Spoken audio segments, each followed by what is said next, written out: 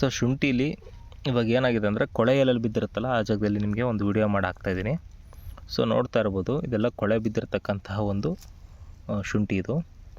ಇದರಿಂದ ನಮಗೆ ಏನು ಫಾಲ್ಟ್ ಆಗುತ್ತೆ ಅಂತಂದರೆ, ಈ ಕೊಳೆ ಬಿದ್ದಿರೋ ಜಾಗದಲ್ಲಿ ಏನು ಶುಂಠಿಗಳು ಬಂದಿರ್ತಾವಲ್ಲ, ಇದ್ರ ಒಳಗಡೆ ಇವಾಗ ನೋಡಿ ಈ ತರಹದ ಮಂಡಕ್ಕಿ ಹುಳಗಳಿರ್ತವೆ. ಸೊ ಈ ಹುಳ ಏನು ಮಾಡುತ್ತೆ ಅಂತಂದರೆ, ಆ್ಯಕ್ಚುಲಿ ಈ ಹುಳ ಇದೆಯಲ್ಲ, ಇದು ಮಂಡಕ್ಕಿ ಥರ ಏನಿದೆಯಲ್ಲ ಈ ಹುಳ ಬಂದ್ಬಿಟ್ಟು ನಿಮಗೆ ಒಳಗಡೆ ತನ್ನ ಜರ್ಮಿನೇಷನ್ ಸ್ಟಾರ್ಟ್ ಮಾಡ್ಕೊಂಬಿಟ್ಟು ಅಕ್ಕಪಕ್ಕದಲ್ಲಿರ್ತಕ್ಕಂತಹ ಚೆನ್ನಾಗಿರೋ ಶುಂಠಿನೂ ಸಹ ತಿಂತಾ ಹೋಗುತ್ತೆ. ಸೊ ಇದರಿಂದ ನಿಮಗೆ ಏನಾಗುತ್ತೆ ಅಂತಂದರೆ, ನೀವೆಷ್ಟು ತಿಂಗಳು ನೀವು ಮಣ್ಣಲ್ಲಿ ಶುಂಠಿನ ಇಡ್ತಾ ಹೋಗ್ತಿರಲ್ಲ ಅಷ್ಟೂ ಅದು ತಿಂದು ತಿಂದು ತಿಂದು ಎಲ್ಲ ಶುಂಠಿ ಒಳಗಡೆ ಈ ಥರ ಹಾಳು ಮಾಡಿಬಿಡುತ್ತೆ. ಸೊ ಇದರಿಂದ ನಿಮಗೆ ತುಂಬಾ ಲಾಸ್ ಆಗೋದಂತೂ 100% ಗ್ಯಾರಂಟಿ. ಯಾಕೆ ಅಂತಂದರೆ ಶುಂಠಿನ ಅದು ತುಂಬ ಒಳಗಡೆ ತಿಂದು ಖಾಲಿ ಮಾಡ್ತಾ ಹೋಗುತ್ತೆ. ಹಾಗಾಗಿ ಸೊ ಇಫ್ ಇನ್ ಕೇಸ್ ಇವಾಗ ನಿಮ್ದೆಲ್ಲೂ ಕೊಳೆ ಬಿದ್ದಿಲ್ಲ ಅಂತಂದರೆ ಏನು ಅಷ್ಟೊಂದೇನು ಡ್ಯಾಮೇಜ್ ಆಗೋಲ್ಲ. ಬಟ್ ಆಲ್ಮೋಸ್ಟ್ ಎಲ್ಲ ಕಡೆಗೂ ಕೊಳೆಗಳು ಸ್ವಲ್ಪ ಕಾಣಿಸಿರ್ತವೆ ಎಲ್ರಿಗೂ ಕೂಡ. ಸೊ ಹಾಗಾಗಿ ನೋಡಿಕೊಂಡು ಈ ಥರ ಚೆಕ್ ಮಾಡ್ತಾನೆ ಇರಿ ಶುಂಠಿಗಳನ್ನು.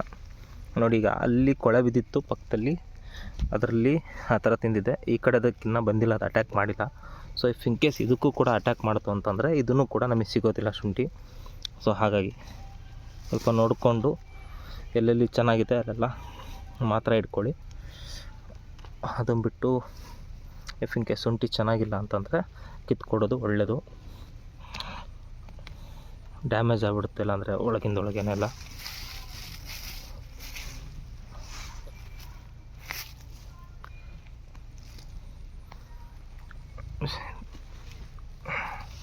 ಈ ಥರ ಚೆಕ್ ಮಾಡಿ ಶುಂಠಿನ ಅಲ್ಲಲ್ಲೇ ಸ್ಯಾಂಪಲ್ ಟೆಸ್ಟ್ ಮಾಡಿಕೊಳ್ರಿ.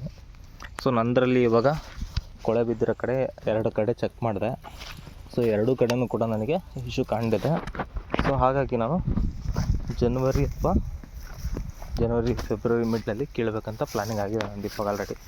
ಸೊ ಆದರೆ ಒಳಗಡೆ ಅದು ಮೇಯುತ್ತೆ.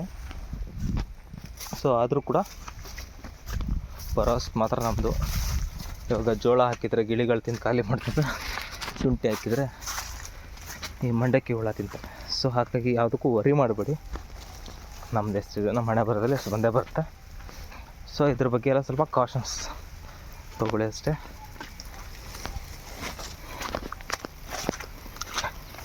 ಸೊ ಅದಕ್ಕೋಸ್ಕರ ನೆಕ್ಸ್ಟ್ ಯಾವುದೇ ಹೊಲ ನೋಡಿರೋ ಅತ್ಯುತ್ತಮವಾದ ಹೊಲಗಳನ್ನು ಹುಡುಕೊಳ್ರಿ. ಬೀಜಗಳ ಆಯ್ಕೆಗಳದು ಅಷ್ಟೇ. ಇವಾಗ ಆ ಬೆಡ್ಡಲ್ಲಿರೋ ಬೀಜ ನಾವು ಯೂಸ್ ಮಾಡಬಾರ್ದು, ಪಕ್ಕದಲ್ಲೇ ಚೆನ್ನಾಗಿದೆ ಅಂದರೂ ಕೂಡ. ಯಾಕೆಂದರೆ ಅದ್ರದ್ದು ಆಲ್ರೆಡಿ ಸಿಂಪ್ಟಮ್ಸ್ ಅದಕ್ಕೆ ಅಟ್ಯಾಕ್ ಆಗಿರೋದ್ರಿಂದ ಅಕ್ಕಪಕ್ಕದ ಬೀಜಗಳು ಹಾಳಾಗಿರ್ತವೆ.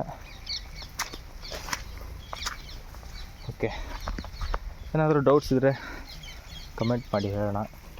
ಆ್ಯಂಡ್ ಇದರಲ್ಲಿನ ಬೆಲ್ಲದ ರೋಗ ಅಂತ ಏನು ಹೇಳಿದ್ನಲ್ಲ, ಆ ಥರದ್ದೇನು ನಿಮಗೆ ಇನ್ನೂ ಒಂದು ವಿಡಿಯೋ ಮಾಡಿ ಹಾಕ್ಬೇಕು, ನಾನು ಹಾಕ್ತೀನಿ.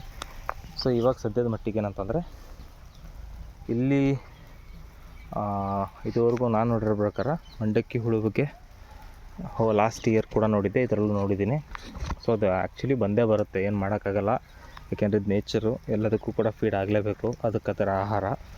ಸೊ ಆದಷ್ಟು ನೀವು ಜಾಗರೂಕತೆಯಿಂದ ಯಾವ ಹಂತದವರೆಗೂ ಕಾಪಾಡ್ಕೋಬೋದು ಅಂತ ನೋಡ್ತೀನಿ. ಆದಷ್ಟು ನಾನು ಇದಕ್ಕೆ ಏನಾರ ಪೆಸ್ಟಿಸೈಡ್ ಏನಾರು ಹೊಡೆಯೋದಕ್ಕೆ ಆಪ್ಷನ್ ಇದೆಯಾ ಅಂತ ಚೆಕ್ ಮಾಡ್ತೀನಿ ಒಂದು ಟೈಮು.